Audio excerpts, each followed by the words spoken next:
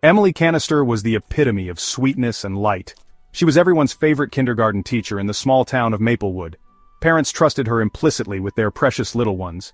She was known for her gentle demeanor and genuine love for her students. Emily's classroom was a bright and cheerful place filled with the sounds of laughter and learning. She had a gift for connecting with children, making them feel safe and nurtured. Emily was a pillar of the community, admired and respected by all who knew her. But behind Emily's warm smile and gentle touch lay a dark secret, a deep longing that would eventually consume her. She yearned to be a mother, but fate had dealt her a cruel hand. Years of trying to conceive had left her heartbroken and desperate. Emily underwent numerous rounds of IVF, each one ending in crushing disappointment. Her inability to have children of her own became an obsession, a constant ache in her heart. The more Emily longed for a child of her own, the more she fixated on her students. She began to see them as surrogates for the children she so desperately craved. Her thoughts became dark and twisted, her mind a labyrinth of envy and despair. Emily's sweet facade began to crack, revealing the monster lurking beneath. The children she had once cherished were now objects of her twisted desires. Maplewood was a town where everyone knew their neighbors. It was the kind of place where children could play outside until dark, without a care in the world. That idyllic existence was shattered when 7-year-old Johnny Wright vanished without a trace. Johnny was last seen leaving Tomlinson Elementary School, where Emily Cannister had been his kindergarten teacher 3 years earlier. The town rallied around Johnny's distraught parents, organizing search parties and plastering missing posters everywhere. But despite their best efforts, there was no sign of Johnny. As days turned into weeks and weeks into months, the townspeople were forced to confront a horrifying possibility. Johnny had been abducted, and the chances of finding him alive were dwindling with each passing day. Then, just as suddenly as it had begun, the disappearances stopped. Emily Cannister continued to teach at Tomlinson Elementary, her cheerful demeanor unwavering. She even attended candlelight vigils for the missing children, offering words of comfort to their grieving families. All the while she harbored a dark secret, the knowledge of their whereabouts hidden deep within her twisted mind. Over the next decade, 12 more children vanished from Tomlinson and the surrounding areas. Each disappearance followed the same chilling pattern. The children were all between the ages of 4 and 7, and each had been a student of Emily Cannister's at one point. The police investigated every lead, but each time they came up empty-handed.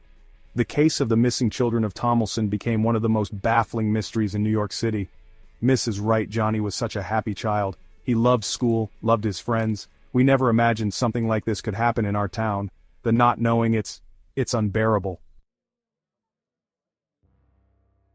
In the annals of criminal justice, some confessions are as shocking as the crimes themselves. Such was the case of Emily Cannister, the unassuming kindergarten teacher who in the spring of 2012 confessed to the abduction and murder of 15 children. Her confession sent shockwaves through the nation, shattering the image of the sweet, gentle woman who had dedicated her life to shaping young minds.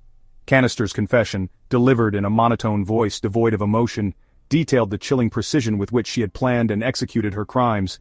She described how she had lured her victims, how she had suffocated them to spare them from the pain of a prolonged death, how she had buried their bodies in the woods and left some children in dumpsters.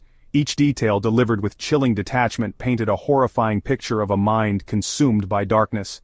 The nation was left grappling with a profound sense of disbelief and revulsion.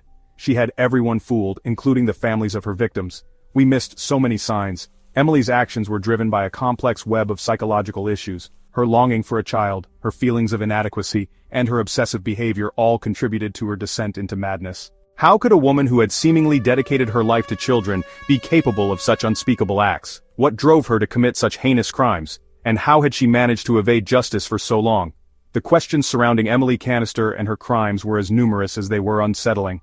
As investigators delved deeper into Cannister's past, they uncovered a trail of red flags that had been overlooked or dismissed. There were whispers of her obsessive behavior, her unhealthy attachment to her students, and her increasingly erratic behavior.